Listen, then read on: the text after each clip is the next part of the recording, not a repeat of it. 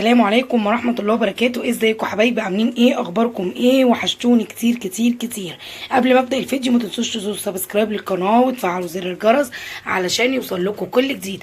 طبعا زي ما انتم شايفين مامتي عندي ولازم اعمل اكله حلوه جدا، وطبعا زي ما انتم عارفين بيجوا هي ووالدي بالخير، وبيبقى الدنيا كلها بركه وخير اول ما بيجوا.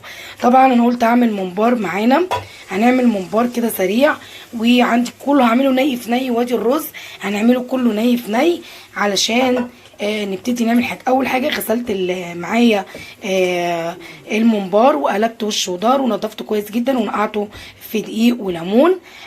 بعد كده هنقطع القوطه ني في ني، والبصل والخضره والفلفل كله ني في ني، ونحط الزيت عليه ونحط التوابل بتاعتنا الجميله، ويلا بينا ونقول بسم الله الرحمن الرحيم. زي ما انتم شايفين حبايب قلبي، اديني قطعت الطماطم والفلفل والبصل والرز حطيته والخضره وكله والزيت وجميع التوابل اللي عندي، وغسلت كويس جدا الممبار بتاعي. ويلا بينا نبتدي بقى مع بعض نحشي، بس حط جميع التوابل والزيت ويلا بينا. وما تنسوش تصلوا على الحبيب علشان قلبك يطيب.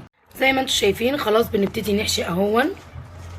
طبعا ايد والدتي الغاليه هي حابه تعمل لكم واحده معاها الاول، وبعد كده بقى انا هكمل انا بقى معاكم. ونحط هنا في المصفى ومحضره الميه طبعا علشان الميه فيها ملح وكمون علشان تغلي. اول ما تغلي نسقط فيها الممبار. ما تنسوش تصلوا على الحبيب علشان قلبك يطيب. وحشتوني كتير واستنوني كتير في فيديوهات كتير، وقولي لي ايه ارائكم.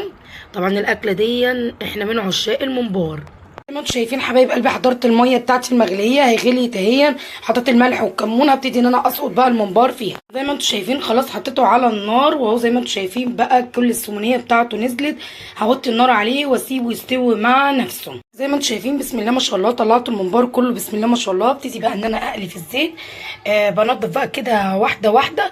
لسه كده الزيت بتاعي ما قدحش، معلش اسفه جدا على سوء منظر البوتاجاز. هو لما بعمل ممبار البوتاجاز بيتبهدل بالطريقه دي. هروح بقى احمر معاكم واوريكم الممبار في الاخر بعد التحمير. وبكده حبايب قلبي زي ما انتم شايفين ادي الممبار الجامد الحلو بتاعنا.